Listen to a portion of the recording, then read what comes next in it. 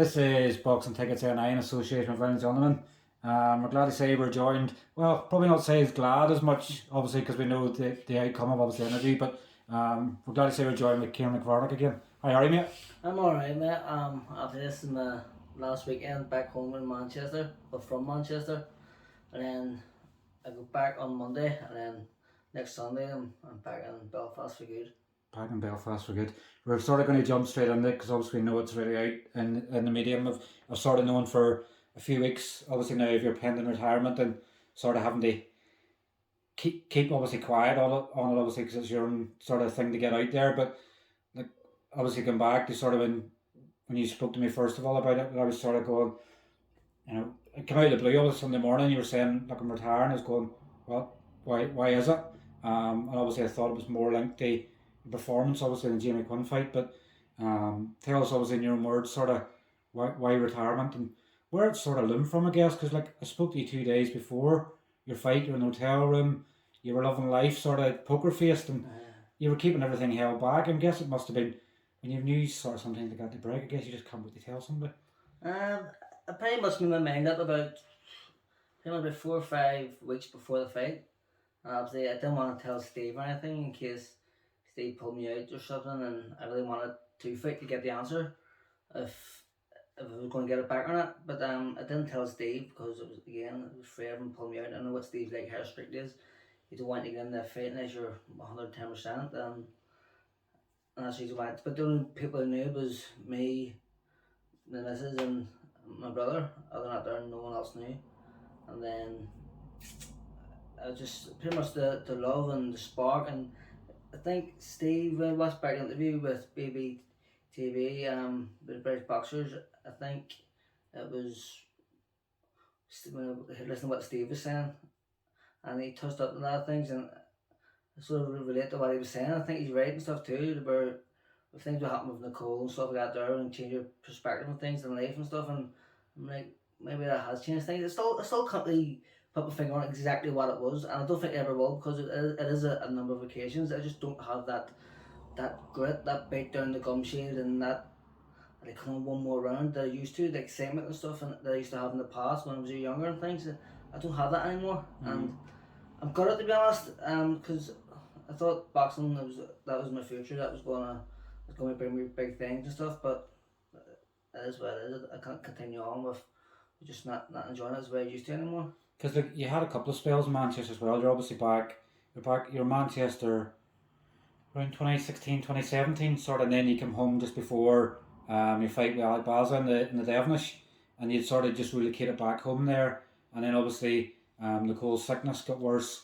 Obviously it was touch and go sort of stages where you're going, Craigie, this is it sort of thing, and then for Nicole to obviously get the treatment and things she needed, then to relocate back to Manchester, it was sort of like you were sort of stuck and going Belfast, Manchester, but when like 4 or 5 weeks of knowing in your head it was happening, was it in your head for longer? Was it probably during Nicole's sickness you probably realised there was more to life than boxing? There is, I know now 100% there's more life than boxing, but back then I didn't think that back in my early career. It was just boxing crazy. But when Nicole working through that bad stage where she was fighting for her life, I working through my head and stuff. And when COVID came, I was like, well, she just get through hang the gloves up now. Should just retire now. But the reason why I moved back to Manchester was all down to Steve Moylette about him training me. I had it in my head that I wasn't going to box again if he didn't train me, and I wasn't. I've been to Steve's numerous times sparring, and I knew how good of a trainer he was. And when you look at his record with Tired Flanagan, 5-time world champion and things like that, and all his fighters in the gym, you just know he's a smashing trainer. And when I got there and he was training me, it blew me out of the water. Completely, it's just completely different level just of training that I've ever had before. And I respect him. He's an unbelievable trainer. He actually is a world class trainer, and that's the reason for me moving back to Manchester again. Just simply because I wanted Steve to train me, and I was hoping when I moved back that was it. I'm gonna give it everything. I did. I trained really hard, but again, that just that hunger. I don't know what it is. Just something there, spark. As Steve said, it's just not there anymore. It's not. Mm-hmm. Do you think there?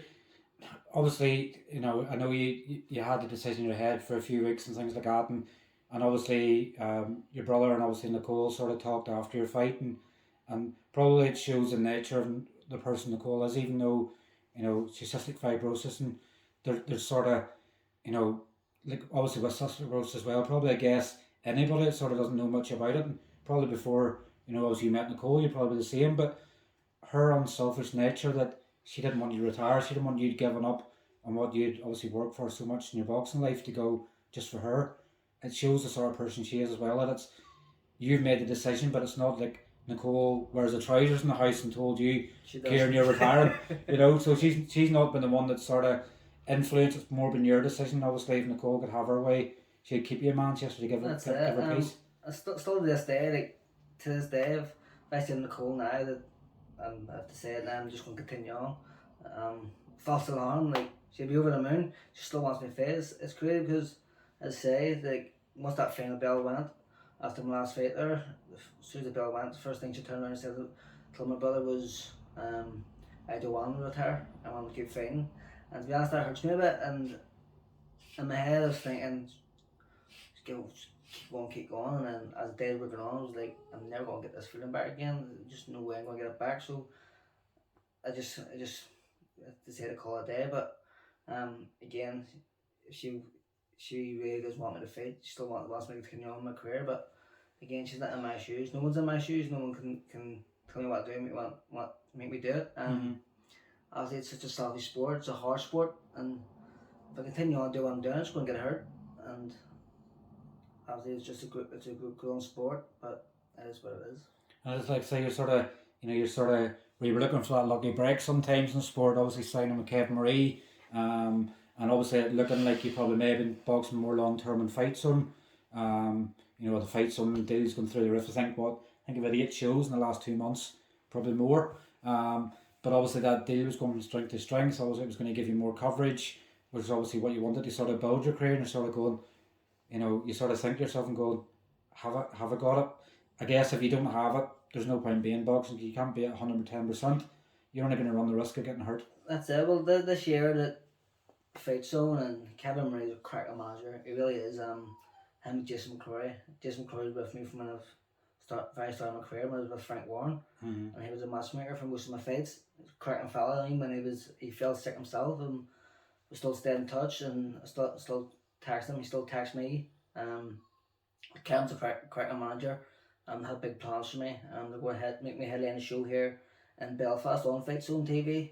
At the end of the year, and obviously myself, I've spoiled those moments, and I was offered a contract too. It was right in front of me. The same with Dennis Hobson. With Dennis Hobson, yeah. And I held off of that for as long as I can. I didn't want to say it because I knew what was coming. I knew I was going to retire. And I just didn't want to say it and just waste time and things. So I held off on that as much as I can, and that's the reason why I didn't say it with Dennis. But Dennis, obviously, he's a fantastic promoter. Brian McGee told me great things about him as well. As he'd been with him for some of his fights, and it's a shame really. Obviously, there was big things horizon for me, and for the next 12 months, it was going to make a difference in my career. But again, if I go on and do them things with the way I'm feeling now, I wouldn't have been successful. I would have just flat and went the other way. You need to have that hunger. You need to have that spark, and to move on and do them things, and I don't have that anymore.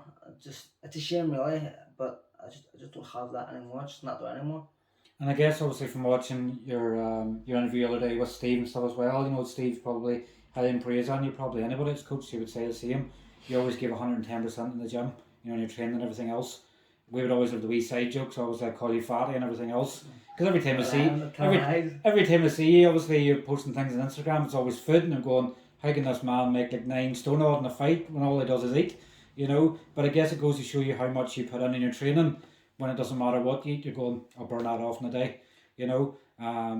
But boxing's a funny sport, and I think you were sort of feeling down, obviously, with your decision stuff the other day, and I was sort of saying to you, it's better to make a decision of your own accord rather than being taken away from you, and obviously a judge sort of, referee waving a fight off, or you getting badly hurt and you're cornered to throw in the towel. You make the decision of your own choice. So if you've only sort of any regrets afterwards, you've only yourself to blame. You're not having to go, Steve, what did he throw the towel in for, or a referee, was he playing at?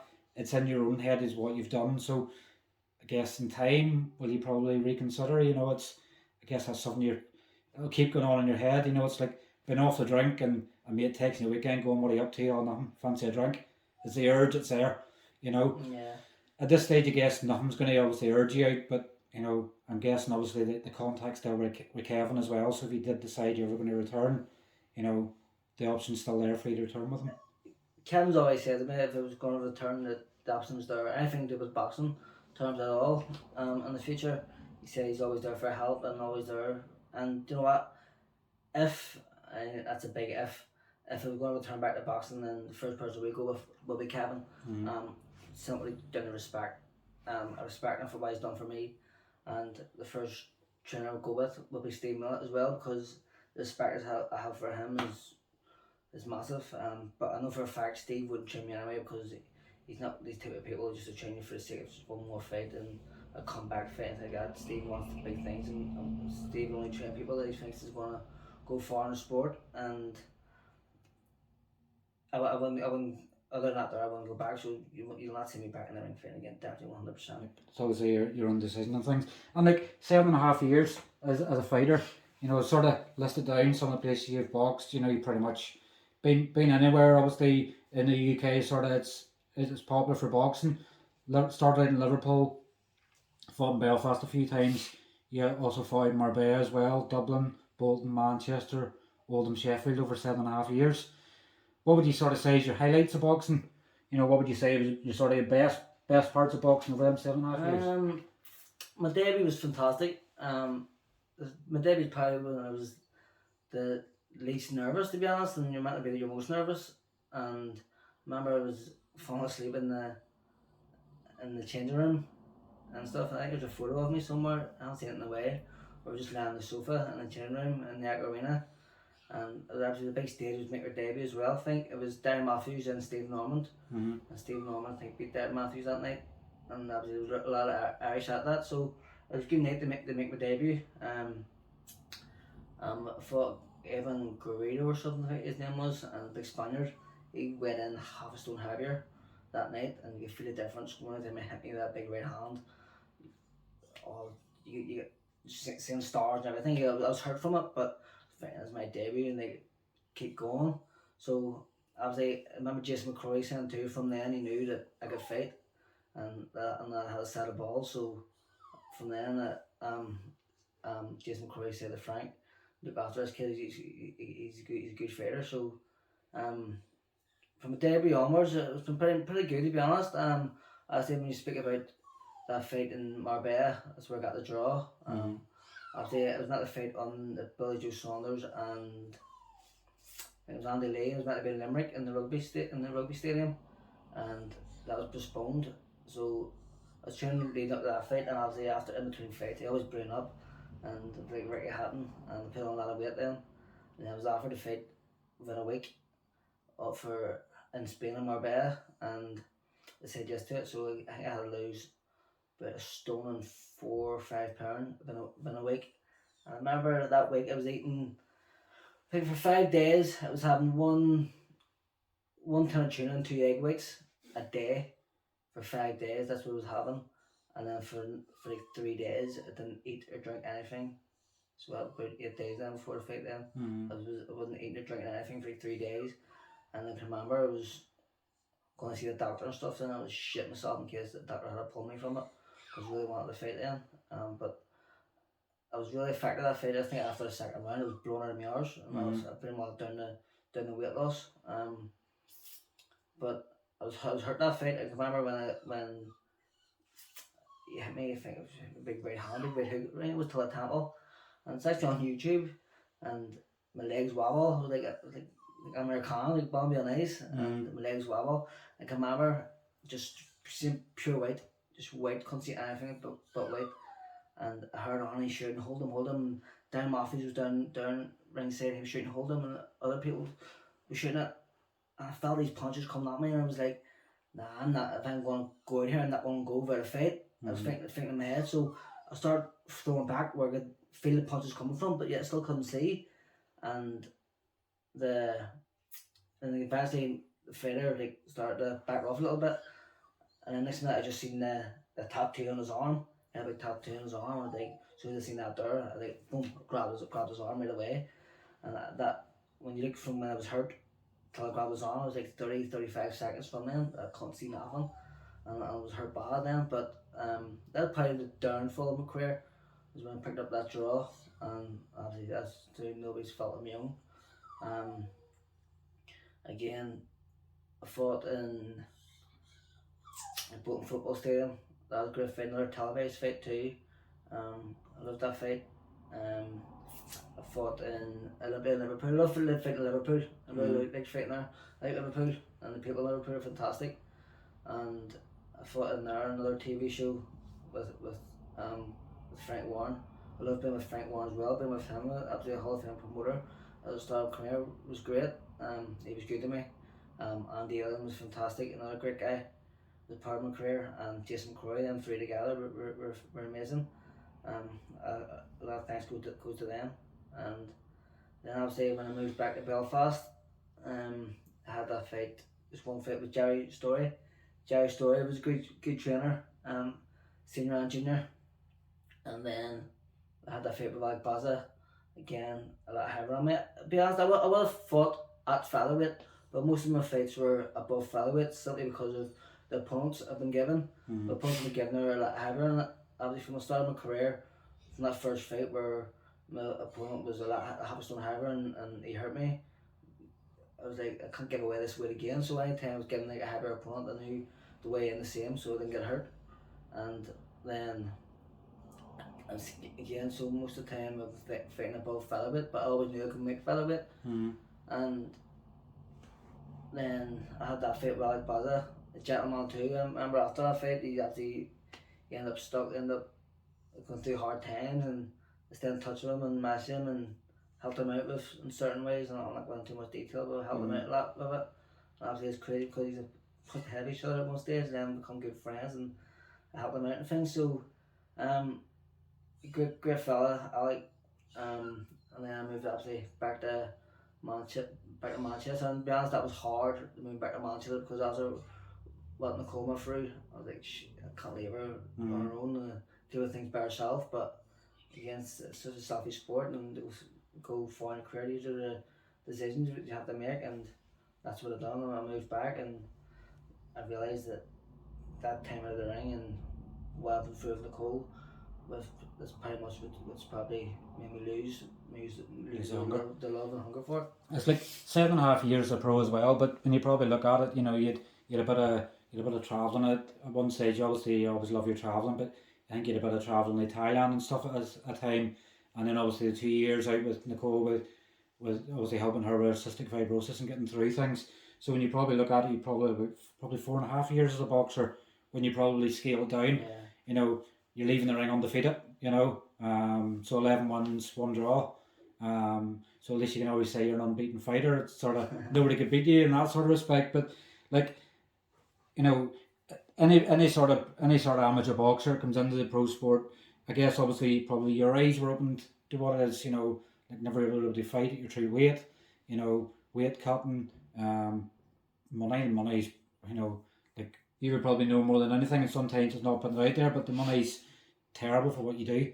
You know, it's if you looked at pound rate per hour, it's probably minus this summer. Yeah. You know, any sort of regrets? Obviously, you know, I guess sometimes you want to win a pro belt. Sometimes, you know, is it sort of would you love to win a belt at some stage somewhere in the line, or like I know you know you're supposed to fight Gavin Gwynn obviously at a stage. I think you had a rivalry obviously with a Manchester-based fighter, Joe Murray as well, and I think there was obviously a call out from Joe Fitzpatrick here recently, and obviously there was a bit of beef we used to in the past and stuff as well. So do you sort of leave within the regrets knowing you sort of couldn't test yourself or sort of find like your sort of limit in the sport, you know, where you can get the, you know, you want to test yourself to your limit? Very good. One thing I do regret I'll try and not live with regret, is choosing Steve Moylette to be my trainer from day one. I believe if I choose Steve Moylette to be my trainer from day one, I'd have a few belts around my waist by now. I truly believe that, and that's how much I believe in Steve, and both of us would have gone on together and hurt. But again, that's not through Steve where I haven't, it's all through my own decisions and how I feel now. That's one regret I do have. Anything else, I don't really regret, to be honest. Everything's happened for a reason. I would love that big fight, obviously, where you hate each other and stuff. And obviously, Joe Murray, that fight was close to happening. Obviously, I was going to move up 2 weights, and they offered a Mickey Mouse belt at one stage. I think Steve Woods was the manager at that time. After a Mickey Mouse belt, and absolutely peanuts. I mean peanuts. Frank wanted to pay me more for a 4-rounder at the start of my career, and they offered me peanuts for a 10-rounder tail fight with him. There was no way you could have fought for it. You spend more money coming at the fight. For God's sake, it was. I think they offered it on purpose, just for you to pretty much refuse it. Yeah. So, well, we offered you a fight and you refused it, pretty much because. But Joe Murray on his best day wanted to beat me on my worst, and honestly, I was smashed into pieces. I would love that fight that happened. I would have caused mayhem at the press conference. I would have built that fight up to be really big. But I'm glad that fight didn't happen. He asked me to come back now for that fight. I'll think twice. But, well, I did hear him, but obviously it goes on. Obviously, I've seen him now. I've seen alright then and stuff. I shake his hand and things, but it is what it is. But back then, I hear his guts. He was so disrespectful towards Crow and stuff, and me and Crow's good friends, and I didn't like that, and that's pretty much how it all kicked off. But I would love that fight, and the thing with Joe Fitzpatrick, I don't know why it is with Fitzy. Pretty daft really. He's calling me out to fight on the Philly show. I'm not a lightweight, and again, I just said the reason why I fought that weight because that's the opponent's been masked against, and it's not my weight to fight. So we never fought a lightweight anyway. To be honest, I don't even think he probably make lightweight himself now. And then he's not only on people on the Philly show as MTK fighters, and I'm not an MTK fighter, and there's he. So the fight would never have happened on that show. So I don't know what it is with Fitzy. When he sees him in the street, he says alright to me, he says hi, I didn't say him back, and I don't know what it is with him. Maybe just wants a bit of, maybe like yourself, obviously, where you wanted to fight with Joe Murray for a bit of beef. Maybe he just wanted a bit of beef. I guess he's had the sort of the bit with Cully, obviously in the lead up there, his title fight, and obviously with Stephen Webb as well. He's sort of bit of rivalry. Maybe he guesses. Maybe the thing that gets him going the most is sort of having somebody local to sort of have a bit of rivalry with. I don't know. What it is, but I guess sometimes, most fights that sort of people try to make online never happen, so maybe if we get speaking to Joe at some stage in the future, we'll see, what it is. Maybe he just wanted to sort of test himself against another local fighter, but again, you're normally a featherweight, probably the one regret is you couldn't fight at your real weight to show people what you can really do. Yeah, to be honest, I would have fight the featherweight. I think my fight at Bolton Football Stadium would have been the one where I fought a featherweight and started again, and pretty much really flopped it. He was a pudding really. But at that weight I felt strong, I felt solid, and I felt really fit when I made that weight. But again, it was all down to being matched up, and it's hard to get matched up at the later weights, and especially people from England and stuff, and getting matched up with someone decent is going to give you rounds, bring out the best in you, and obviously tough English people were all just pretty much a lot heavier. I guess one thing you're not going to miss is obviously making weight. I don't know about that there, because I'm always conscious about my weight and stuff, and obviously after a fight I blown up, and like now I feel like a pudding, but to me I'm always training, I'm always trying to take care of my body and how important it is, and obviously training's my medicine, to be honest. It's the only thing that keeps me sane. I love training, and it's good that I've picked up a lot of strength conditioning from Steve Moylette Senior when I was training, because I'd never ever done that before till that last camp, come up to the fight, and I picked up a lot of information about your body, how it works and things like that, and strength conditioning through him. So I'll use that there going forward in the future, and I'll always stay in shape because I'm dead conscious about my body and about don't want to get fat for too long. You don't want the messages me sending you also be coming through then. Well, that's you always give me stick about it, so I can't have that coming anymore. I guess sometimes it's sort of going, Craigie, can I get away with it now? He's not a boxer, so he can actually hit me. And I'm going, I'll be alright. Does that too much? So what's the future going to hold for Ciaran McVarnock then? Obviously, I guess sometimes people retire from pro boxing. I guess the one thing sometimes people want them to do is they stay in the sport in some way. Is it ever something that you maybe think of going down the lines of grassroots coaching, maybe getting into amateur gyms and coaching, maybe even becoming a pro trainer at some stage as well?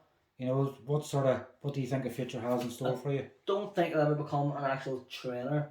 I would like to help out a lot, to be honest, but not go full-time training. Like a specific person or anything. Obviously when I was in Jerry Stories, Jim were little kid Flynn. And you just know that kid's got a future here with boxing. And like when he's not in the gym training with Jerry, I actually don't want to take him away from the gym and stuff like that. His own trainer, obviously.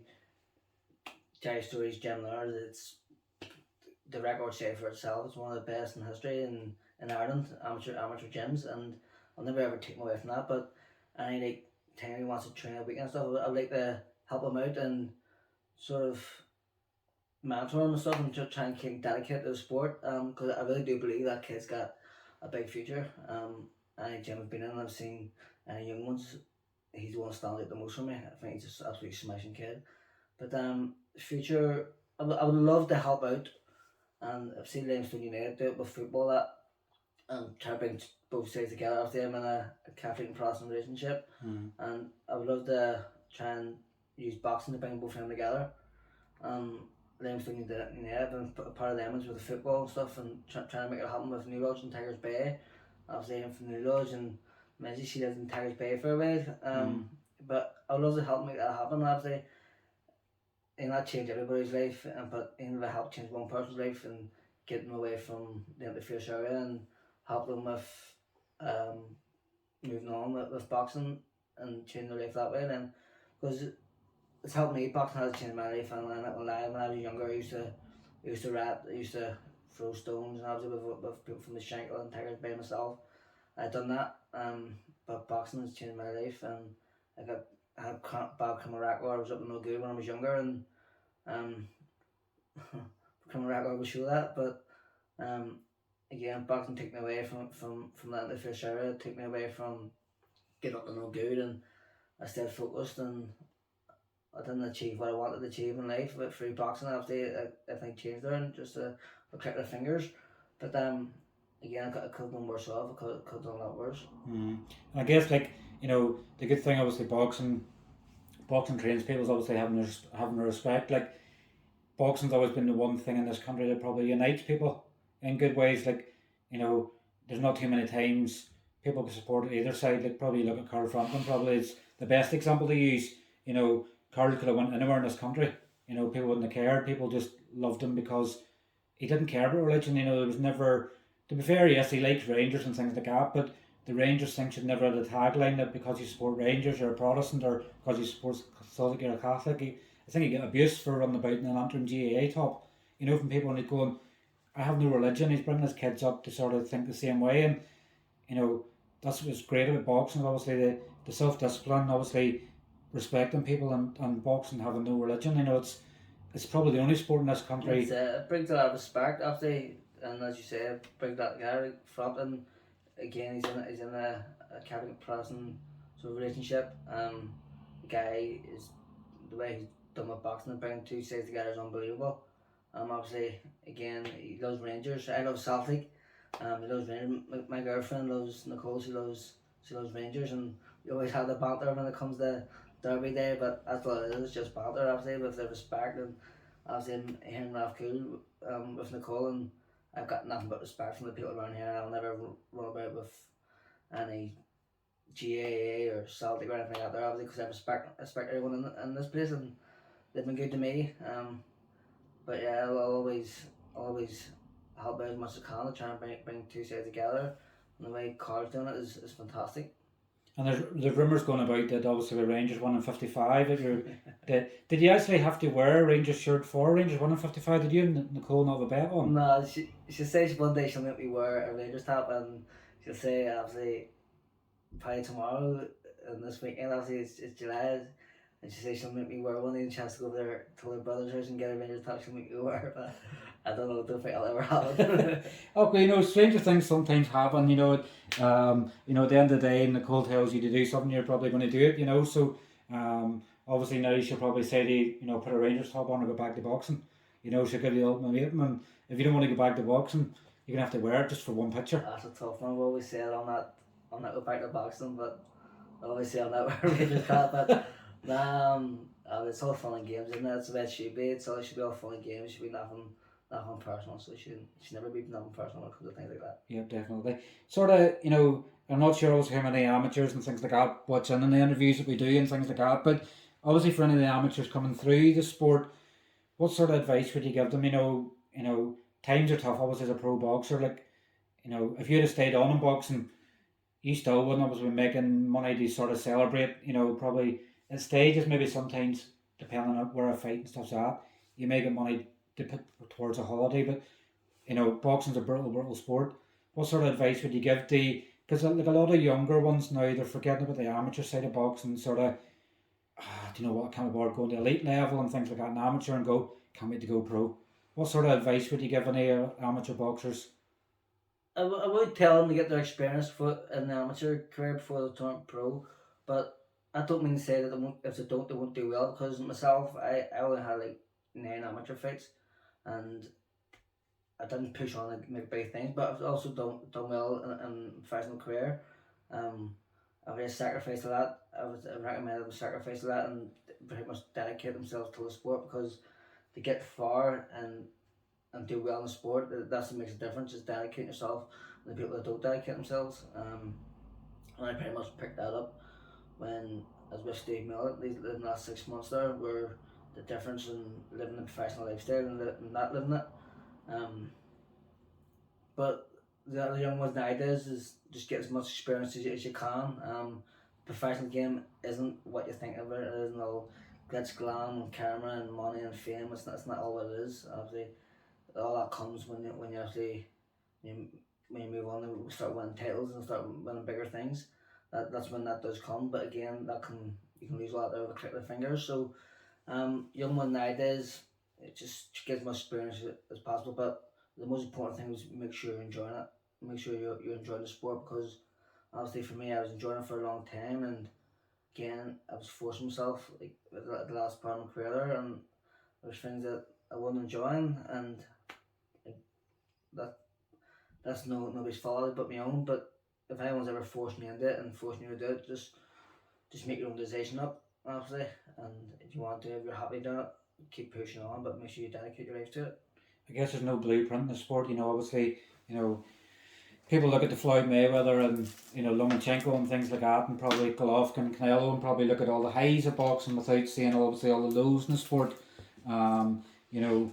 Sometimes obviously the Instagram sort of the online sort of persona people have, that they're living like a high life, but obviously when they're obviously living at the weekend, obviously people get paid at the weekends, live like a millionaire, and the rest of the week they're broke.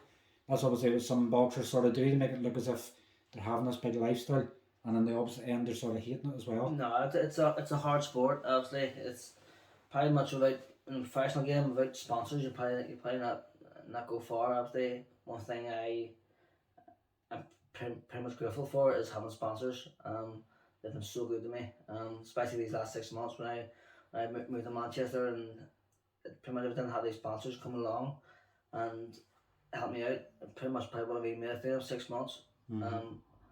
They've been so good to me. Pretty much so good to me through my whole career. From a lot of them were still better from day one. Obviously, when even I had that there out of ring for 2 years, still came back and still helped me out after them 2 years. So I'm pretty grateful, and a lot of thanks has got to go to my sponsors, because without them I wouldn't be able to do what I've done for all them years. I guess that's always the thing we always play in most interviews nowadays, is the importance of sponsors. So it's the crucial to the sport, and hopefully in the future, obviously, I know the fail has obviously just been announced, and obviously all the cards been announced, but it's probably the first time, I, I don't know how long gone back, that a show in Belfast, every fighter's getting a purse rather than obviously having to sell tickets. So maybe this might be the start of a new trend in boxing where obviously you're guaranteed a purse for fighting in a fight, and hopefully a good purse. But hopefully COVID may have changed things now where, if things are going to be all online, the fighters are getting the ultimate goal out of it and getting well paid for it because, you know, touch wood, obviously nothing does happen, but obviously fighters' health is the more important thing, so they make sure they're getting paid good for it whilst they're doing it because you don't know when it could change for them. Well, that's it. Obviously, the fighters themselves are the ones just going out and risking their lives, and people think that it's just a fight. But what you go through in the gym, people don't see what you go through behind closed doors in the gyms and the sacrifices and all. Obviously, I moved away from home and sacrificed myself to go to Manchester and live across there. I was on my own at times, and what I went through in the gym was hard, and the dad side of life and everything else. It's real hard, physically and emotionally, and that's what people don't see. And the reward you get by doing that there isn't great whatsoever. It isn't great, obviously. And by pretty much you're doing, but you're investing in yourself to go push on further in your career, and um, that's what you gotta do in the sport of boxing, and to get where you want to be. And people who have made it and made life changing money, credit to them because they've all helped it themselves. And in boxing, you don't get handed anything; you have to work hard for it. Mm-hmm. Definitely is. So, and as I say, it's, boxing is one of them sports. Like, will you obviously, leaving obviously boxing the way you did, obviously you'll still watch boxing, will you still go to shows, is there probably an opportunity maybe for you to do, say, commentary and probably shows and things like that? Obviously I'm not sure sometimes, depending on obviously what the show is and things, what appeal side you're sort of looking at. Obviously you were with Kevin and things like, do you ever even think of maybe getting into the promoting or managing side of things of fighters? I don't think I'll go down that side of things. It's too much hard work. Obviously, there's a lot of politics in boxing that people don't see. Also, with the management side and getting matchmaking and everything else. I wouldn't get involved in that stuff. It'd be a headache. I think I'd fall out with a lot of people because I'm an honest person. I'm a loyal person, and I wouldn't like to fall out with people over the disloyalty and not being honest in the game. Obviously, from what people don't see. But that side of things I won't get involved in, but with the commentary and things like that, I've been asked already with FightZone, and Jason's asked me when they come over here to Belfast and they do it, would I be able to do it? Obviously, and you were giving off me that you'll need subtitles, but I would do it for that side of things, and obviously I think I would enjoy that there. I was after a few things to go to shows and do some interviews with people. It's not another opportunity I was given, but obviously I'll not jump straight to it yet. I've got my own goals and ambitions that I want to take on, and I don't want anything else to hold me back from it. And finally, obviously, because we know it's Saturday evening, we're probably going to put this out tomorrow morning. But what would, obviously, over your time in boxing, what would you like people to remember? Obviously, the career you had, obviously, like I've even seen clips of the ones in your gym and stuff the other day. I think was it Zach was running about, sort of doing pull ups and things naked in the gym. So I think since you've left the gym, they've just went off. They just went off. No, it's not since I left the gym. They've done that from day one. I got there. Once I walked in that gym, I was warned. I was warned. Like, don't go over night out with these guys and things got there, and I picked that up right away. The guys in the gym, Zach and the rest of the boys, they're absolutely fantastic. They made me feel like home when I got there, and a brilliant bunch of lads. I know how serious it is and how hard to train, but when they're not in that moment of training, where they're focused, they're takes they're a bunch of funny guys like, and Steve's the same, just brilliant bunch of fellas, and I had a lot of respect for them for what helped me through my time in Manchester and in the gym. They're really great bunch of guys, like great fellas. Definitely sounds like you've made friends for life over there. 100%. Obviously, when I think Lane's got a big fight coming up here, European title fight. Zach's always fighting regularly now. He's with FightZone. Jack should be fighting soon after his hands back again. Harry, hopefully he gets in the ring soon. Fingers crossed. Hopefully they'll fight soon. But anytime I've got the opportunity to go over and watch them, I'll make sure I'm definitely there 100%, definitely. Definitely. Well, obviously, Kieran, look, well, obviously, thank you, I guess, for all the interviews and stuff like that. Thank you, obviously, for your time in the sport. Um, brutal sport and stuff as it is at times, but it's one of them things. You came, you give it a go. You've done all you wanted to do in the sport. For other reasons, obviously, with Nicole's health and everything else, you said you'd call it a day. But I say it's been a lot of pleasure getting to know you as a person. I guess anybody that sort of knows you as a person knows exactly everything you are. You say you are. Obviously, smile obviously as bright as they come, which isn't natural. But obviously, the smile obviously tells it all. When people can see you smiling, that's the sort of person you are as a daily basis. But we wish you all the very best. Whatever you do in the future, we know sort of some pipeline plans you have, and hopefully everything works out successful for you. Yeah, I would like to thank a lot of people again as well, like my sponsors. Again, I would like to thank them for what they've done in my career, trainers been with, the people who's come out and supported me. I can't thank them enough because without them, you can't fight. Again, people like yourself will help you get the word out there, help you promote yourself. Without people like yourself, we wouldn't be able to do it. Again, with Frank Andy Allen helped me to start my career, Frank Warren, and again, also Ken Murray and Jason McCroy have been fantastic. Again, there's a lot of people I still need to meet up with and meet them personally and thank them personally myself, and over in the next while I'll be able to do that. Definitely. But listen, it was lovely catching up with you again, and I'm sure we'll keep in regular contact. Definitely. Cheers, Kieran. Thank you. Bye bye.